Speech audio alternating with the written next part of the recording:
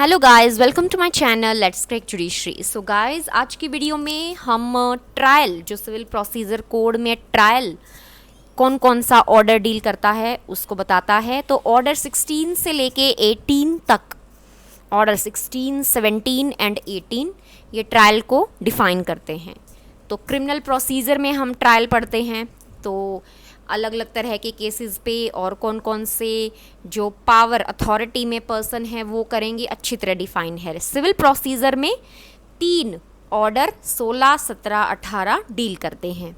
ठीक है, तो जैसे सपोज़ कीजिए मेंस में क्वेश्चन आ जाए कि ट्रायल प्रोसीजर कहाँ पे है, कौन कौन से ऑर्डर डील करते हैं, थोड़ा एक्सप्लेन कीजिए। तो 16, 17, 18 आपको बताने होंगे।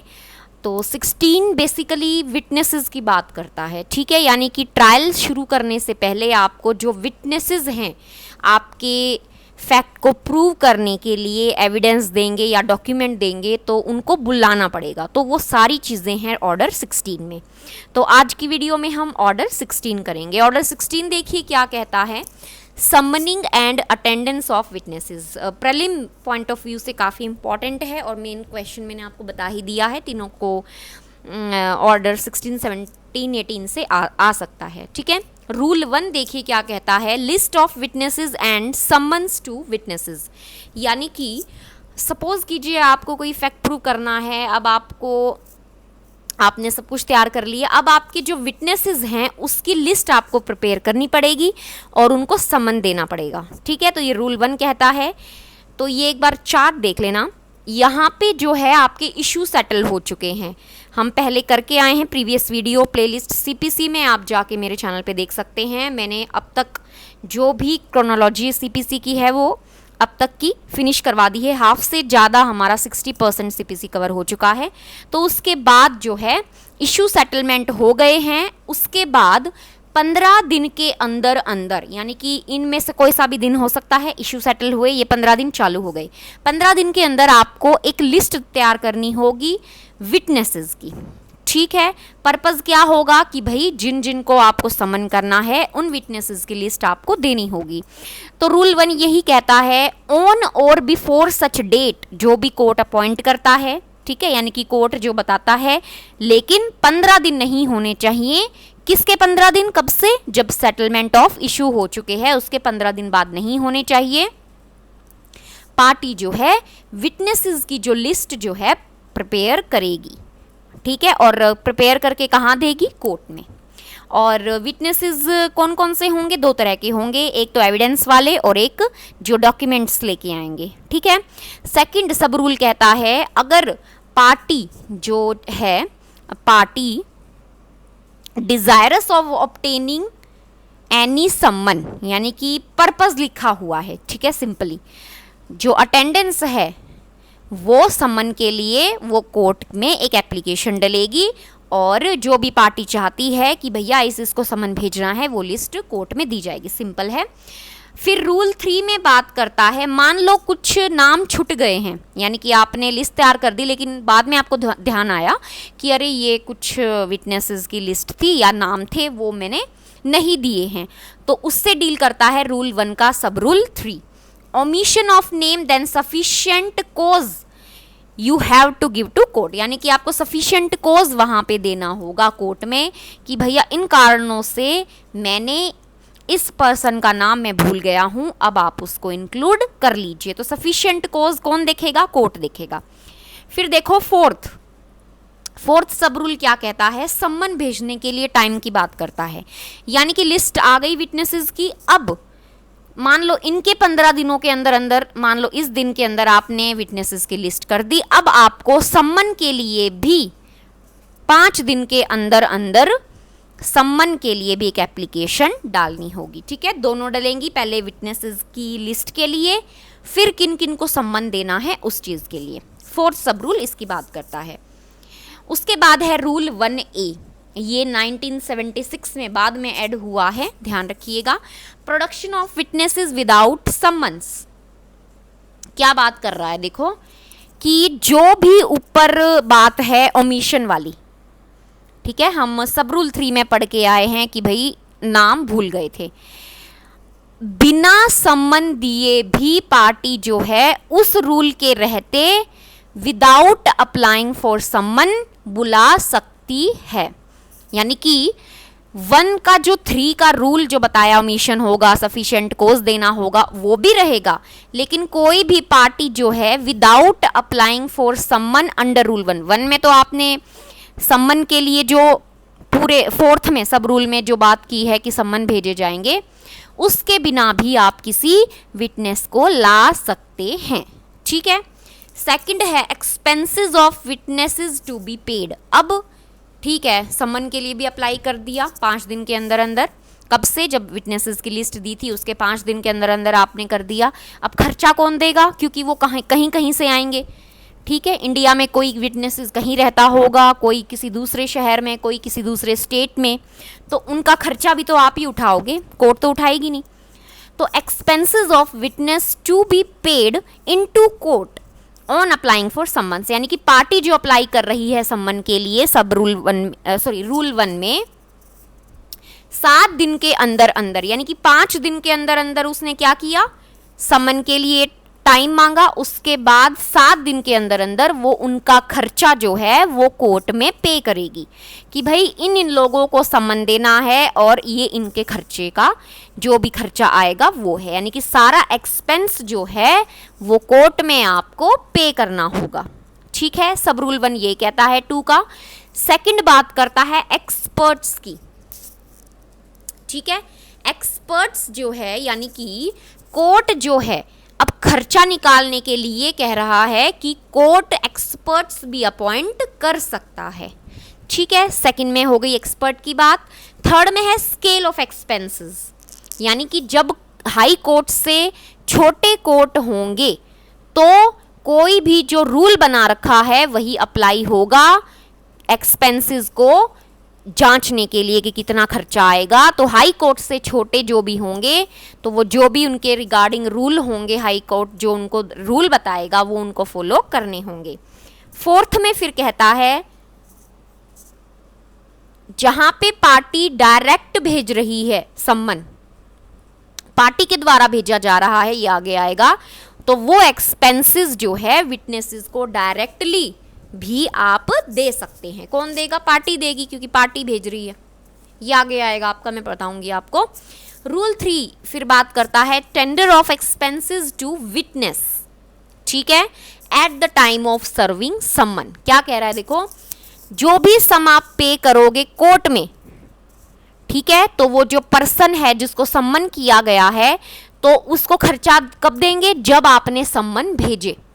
ठीक है, सम्मन भेजते वक्त ही उसको वहां पे खर्चा दे देंगे। सम्मन आप भेज रहे हैं साथ में प्लस खर्चा भेज देंगे, कि तभी इसलिए कहा है कि कोर्ट में पे होंगे, क्योंकि कोर्ट जब सम्मन भेजेगा तो उसके साथ जो पार्टी द्वारा खर्चा दिया गया है वो उसको भेज दिया जाएगा, भैया ये आपको आना है और ये आपका खर्चा है।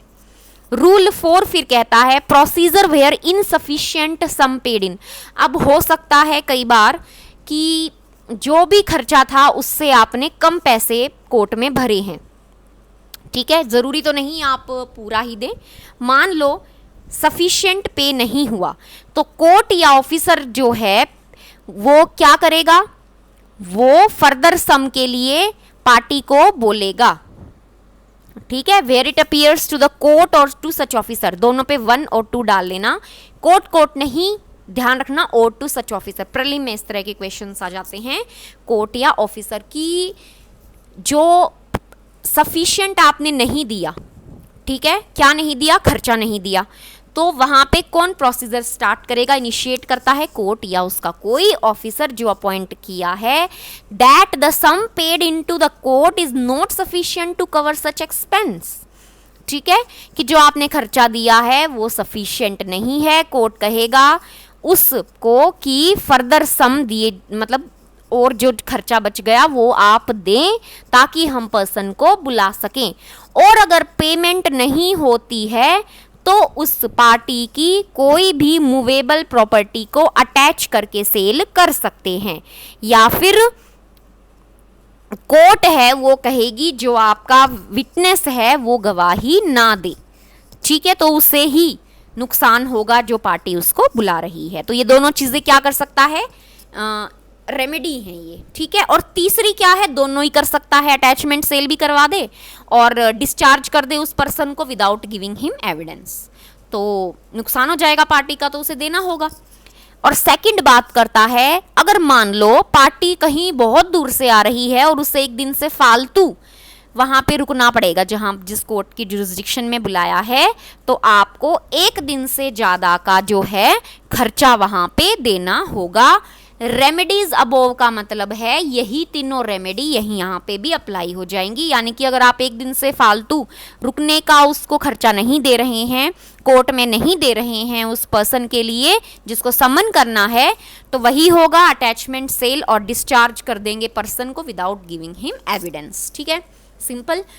रूल 5 फिर कहता है time place and purpose of attendance to be specified in summon, यानी कि देखिए क्या है, समन के अंदर ही टाइम प्लेस और पर्पस वहाँ पे लिखा होगा, भाई किस टाइम पे आपको आना है, किस जगह पे आना है, और आपके आने का जो पर्पस है वो क्या है, यानी कि क्या आपको कोई गवाही देनी है या आपको कोई डॉक्यूमेंट प्रोड्यूस करना है, तो उस हिसाब से तीनों चीज़ें मेंशन होनी चाहिए। रूल 6 में कहता है समन्स टू प्रोड्यूस डॉक्यूमेंट, ठीक है, यानी कि किसी भी पर्सन को आप बुला सकते हैं डॉक्यूमेंट देने के लिए without being summon to give evidence, यानी कि ज़रूरी नहीं है कि आप केवल इसलिए बुलाएं कि एविडेंस देना है, अगर उसे डॉक्यूमेंट भी देने हैं तो आप किसी पर्सन को बुला सकते हैं, और वो पर्सन चाहे तो किसी और को भी भेज सकता है अपनी बजाय कि आप ये डॉक्यूमेंट वहाँ कोर्ट में दे दें, तो माना जाएगा कि उस पर्सन ने पर्सनली आकर वो डॉक्यूमेंट दिए हैं, ये माना जाएगा, ठीक है। तो रूल 6 हो गया है हमारा।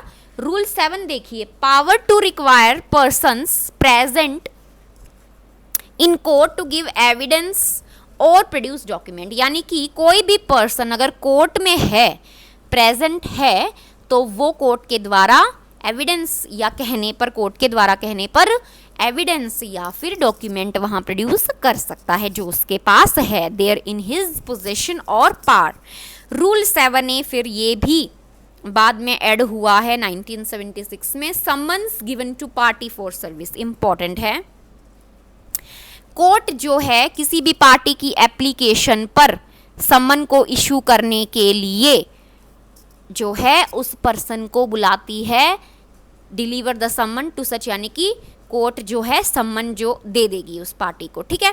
द कोर्ट में ऑन द, यानी कि सपोज कीजिए आप पार्टी हैं, आप चाहते हैं कि मैं खुद जाकर उस विटनेस को ये जो सम्मन है ये दूं, तो कोर्ट आपको वहाँ पे मंजूरी दे सकती है कि ठीक है भाई ये सम्मन वाली सर्विस आप ऐसे ऐसे खुद कर दीजिए, ठीक है। सर्विस ऑफ सच सम्मन्स, या हम ऑर्डर 5 सम्मन्स वाले उसमें सारा पढ़ के आए हैं, मैंने करवा चुकी हूँ, आप वीडियो देख सकते हैं सीपीसी की प्लेलिस्ट में मेरे चैनल पे। सेकंड सब रूल कहता है service of such summon shall be affected by और on behalf of such party by delivering to witness personally a copy, ठीक है। जज या जो कोर्ट का ऑफिसर है उसके द्वारा साइन की गई एक कॉपी जो है उस विटनेस को दे देगा, कोर्ट की सील भी वहां पे होगी।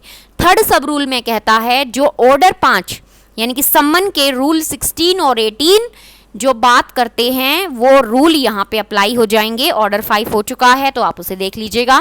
फोर्थ फिर सब रूल कहता है if such summons when tendered is refused, मान लो उस बंदे ने कहा, मना कर दिया कि नहीं मैं तो सम्मन नहीं लेता, या फिर साइन करने से मना कर दिया, एक्नॉलेजमेंट से मना कर दिया, तो कोर्ट जो है पार्टी की एप्लीकेशन पर री इशू भी कर सकता है, उस सम्मन को दोबारा भी भेज सकता है। और सम्मन जब पार्टी को सर्व किए जाते हैं इस रूल के अंदर, तो party shall not be required to pay the fees, जो भी सम्मन के लिए चार्जेबल होती है, क्योंकि कोर्ट तो लेगा ही, ठीक है, फीस लेगा, चार्जेबल फीस सम्मन के लिए, वो फिर पार्टी को वहां पे देने की जरूरत नहीं है। क्यों? क्योंकि वो पर्सनली उसने जाके दे दिया है, ठीक है। रूल 8 फिर बात करता है समन हाउस सर्व्ड, तो समन हाउस सर्व्ड के लिए ऑर्डर 5 पूरा पढ़ लीजिए, जो ऑर्डर 5 पे लगेगा वही सारा प्रोसीजर्स यहाँ पे फॉलो होगा, एक्सेप्ट 7A। क्यों लिख दिया?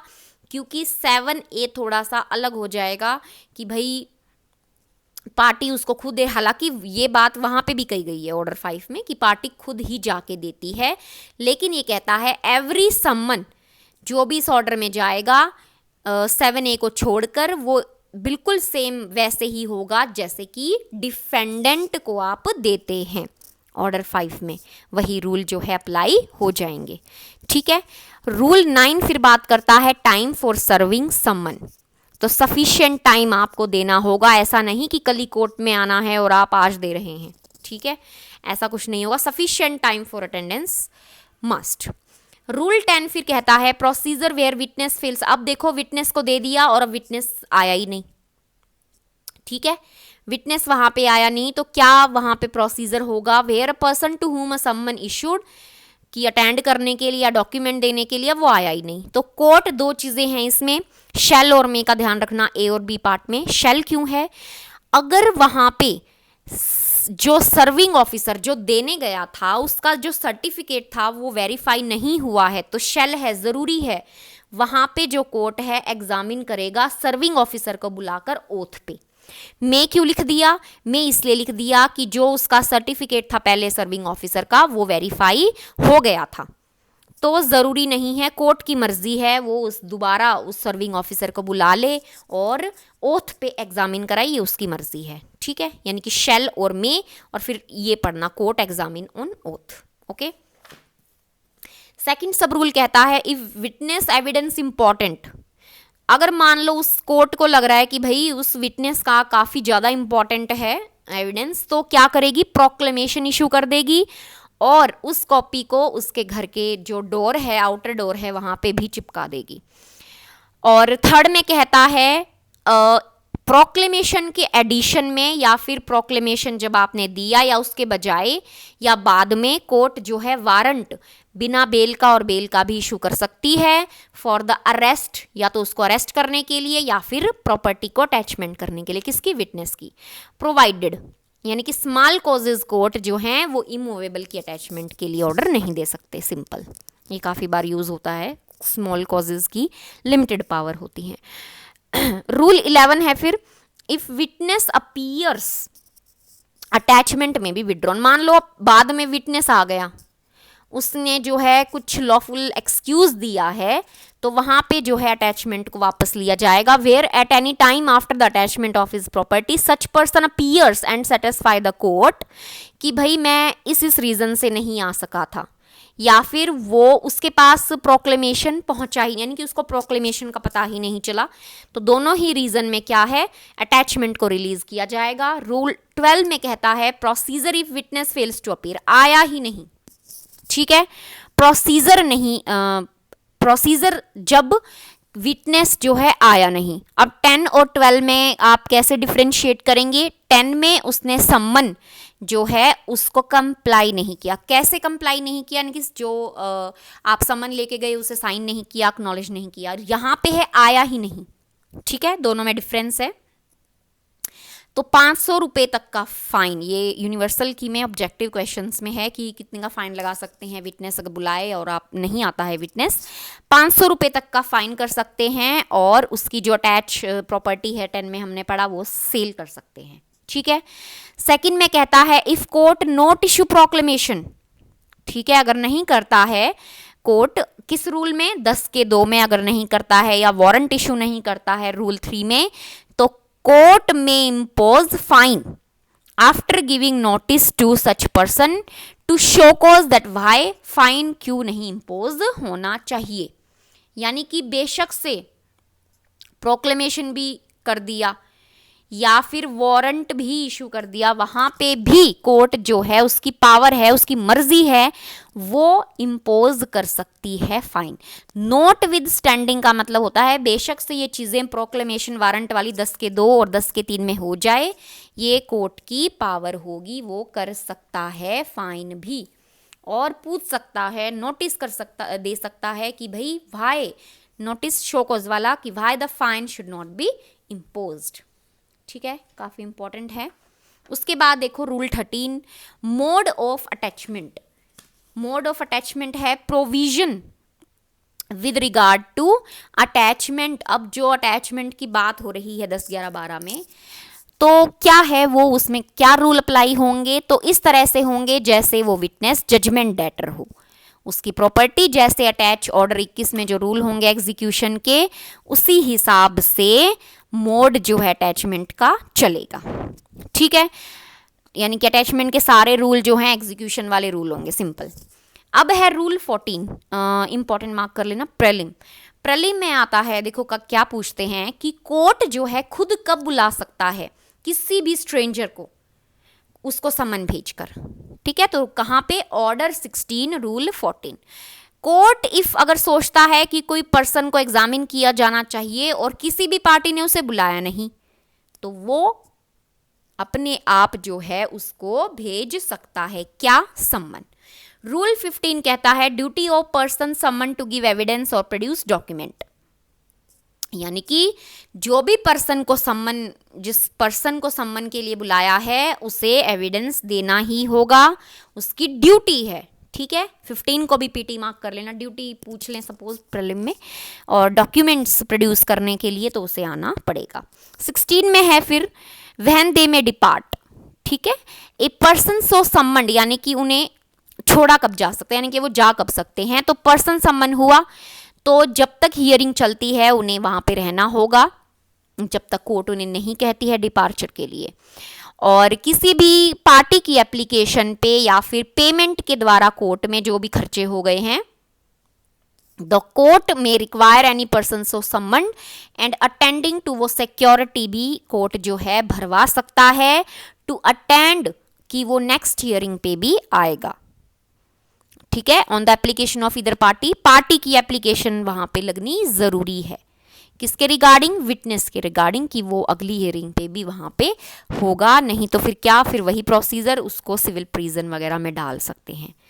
तो ये इंपॉर्टेंट है 16 का 2, कि कोर्ट में आप कोई भी पार्टी एप्लीकेशन डालती है, पेमेंट डालती है कोर्ट में, सारे खर्चे जो है उसकी पे करती है कोर्ट में, और कोर्ट जो है may require any person so summon, यानी कि क्योंकि पार्टी ही कहेगी भाई ये पर्सन जो है हमें अगली हियरिंग पे भी चाहिए और ये खर्चा है, तो वो कोर्ट उसको बुलाएगी अगले हियरिंग पे, नहीं तो सिविल प्रिजन में भी उसको ऑर्डर डिटेन कर सकती है, कब, जब वो नहीं माने तो। रूल 17 कहता है एप्लीकेशन ऑफ रूल्स 10 to 13, यानी कि 10 से 13 जो हैं वो सभी 16 में अप्लाई हो जाएंगे। ओके, फिर रूल 18 में है procedure where witness apprehended can't give evidence. ध्यान देना रूल पे 18 पे, थोड़ा सा ट्रिकी है ये। क्या कहता है, देखो विटनेस को पकड़ रखा है लेकिन वो किसी रीजन की वजह से एविडेंस नहीं दे सकता या फिर डॉक्यूमेंट प्रोड्यूस नहीं कर सकता, तो क्या होगा। ठीक है, अब पर्सन को अरेस्ट कर रखा है किसी वारंट के थ्रू, कोर्ट के आगे लाया गया, और इसमें एक वर्ड है सेकंड लाइन में ओइंग। ओइंग माने होता है कारण, बिकॉज ऑफ, ठीक है, एंड कैन नॉट ओविंग।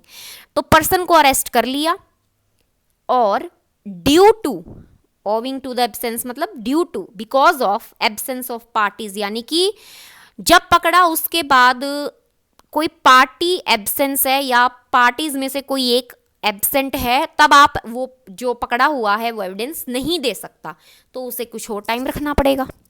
ठीक है, तो कोर्ट क्या करती है, कोर्ट दूसरी डेट देगी जब वो पार्टी आए तब, तो जिसको पकड़ा हुआ है उसको सिक्योरिटी पे छोड़ सकती है।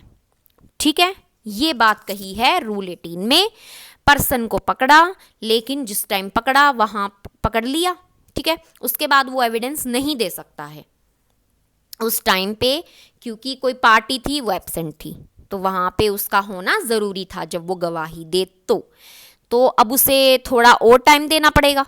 ठीक है, क्योंकि आपने तो विटनेस को पकड़ रखा है, कहीं पीछे पावर आई है ना कि कोर्ट पकड़ सकती है उनको, सपोज नहीं आया वो समन वाले दिन तो उसको पकड़ के लाएगी, जरूरी तो नहीं है उसी दिन आए, क्योंकि उस दिन तो पता चलेगा, मान लो कोर्ट की प्रोसीडिंग्स चल रही थी और पता चला कि भैया वो पर्सन जो समन दिया था वो आया नहीं, अब कल परसों जब भी उसको पकड़ के ले आई कोर्ट के पास, अब वो गवाही नहीं दे सकता, क्योंकि जो दोनों में से कोई पार्टी या फिर कोई कई पार्टी थी और उनमें से एक बंदा है वो नहीं आया है, तो अब उसको वहाँ पे रख भी नहीं सकते, तो क्या करेंगे, उससे सिक्योरिटी भरवा लेंगे, उसको रिलीज कर देंगे क्योंकि सिक्योरिटी भरवा ली। और डिफ़ॉल्ट में अगर वो नहीं, अगली डेट पे नहीं आता, तो उसको फिर सिविल प्रिजन में उसके सिक्योरिटी को रख सकते हैं। सिंपल। रूल 19 में है no witness to be ordered to attend in person unless resident within certain limits, यानी कि कोर्ट की सर्टेन लिमिट्स में जो होती हैं उनमें बुलाया जा सकता है एविडेंस देने के लिए। ठीक है। बी में फिर ध्यान रखना, अगर कोई लिमिट डिफाइन नहीं है कोर्ट की तो 100 किलोमीटर हो सकती है। जहां से रेलवे स्टीमर कम्युनिकेशन हो सकता है तो वहां पे 500 से कम होना चाहिए और उसका 5/6 हो सकता है, लेकिन 500 से कम। मैं एग्जांपल मानती हूं 600 का है, ठीक है, रेलवे स्टीमर में लिखा है 5/6 उस किलोमीटर का, तो कितना आया 500। ये लेस देन या इक्वल टू 500 किलोमीटर की हो सकता है, तो ठीक है वो आ सकता है। इतनी लिमिट तक प्रिस्क्राइब है। क्यों? क्योंकि वहां से रेल या फिर स्टीमर कम्युनिकेशन या और पब्लिक कन्वीनियंस से आ सकते थे, इसीलिए। तो ये इस तरह से एग्जाम्पल है, याद रखना। प्रोवाइडेड एयर रूल है यहाँ पे, अगर फेयर हवाई जहाज की यात्रा का दिया जाता है किसी पर्सन को कि आप मतलब इससे एयरप्लेन से आ सकते हैं, तो ऑर्डर किया जाएगा कि भैया आपको आना पड़ेगा, आपका जो फेयर पेड है वो एयरपोर्ट मतलब कि एयरप्लेन का जो भी खर्चा किराया है वो पार्टी ने दे दिया है, तो विटनेस को आना होगा। रूल 20 कहता है consequences of refusal of party to give evidence when called on by court. ठीक है, क्या कह रहा है देखो, क्या कंसिक्वेंस हो गया अगर पार्टी मना कर दे वहीं पे खड़े खड़े कि भाई मैं तो एविडेंस नहीं देती हूँ या देता हूँ। When any party to a suit present in court refuses, अब ध्यान रखना विदाउट लॉफुल एक्सक्यूज, यानी कि कई रीजन होते हैं, यानी कि वो खुद फंस रहा हो किसी चीज को कहने से या जो भी एक्सक्यूजेज हैं उनको छोड़कर अगर वो मना करता है विदाउट लॉफुल एक्सक्यूज, तो फिर क्या क्या होगा, तो कोर्ट जो है उसके खिलाफ जजमेंट प्रोनाउंस कर देगी। ओके, यानी कि कोई पार्टी है टू अ सूट, ठीक है, प्रेजेंट इन कोर्ट है, अब वो मना कर देती है टू गिव एविडेंस या फिर जो भी है, तो उसके खिलाफ में जजमेंट जाएगा। ध्यान रखना विटनेस वर्ड यूज नहीं हुआ है, पार्टी यूज हुआ है। रूल 21 है rule says to witnesses to apply to parties summoned when any party to a suit is required to give evidence or to produce a document, provision as to witnesses shall apply to him। ठीक है, किसी party को बुलाया जाता है, यानी कि 20 और 21 पार्टी से बिलोंग करते हैं दोनों रूल। जब किसी पार्टी को एविडेंस देने के लिए, डॉक्यूमेंट देने के लिए बुलाया जाता है, तो वही जो पुराने हम अब तक 19 तक पढ़ के आए सब कुछ उस पर अप्लाई हो जाएंगे। नहीं देता है, वही मना कर देती है पार्टी, तो वही रूल 20 के तहत जजमेंट प्रोनाउंस हो जाएगा। तो थोड़ा बड़ा है ये रूल, लेकिन मैंने बहुत अच्छी तरह आपको समझाने की कोशिश की है। अगर आपको समझ में आए तो लाइक और चैनल को सब्सक्राइब कीजिएगा। फिर भी कोई क्वेरी रहती है तो मुझे कमेंट में आप लिख दीजिएगा। ठीक है, तो थैंक यू।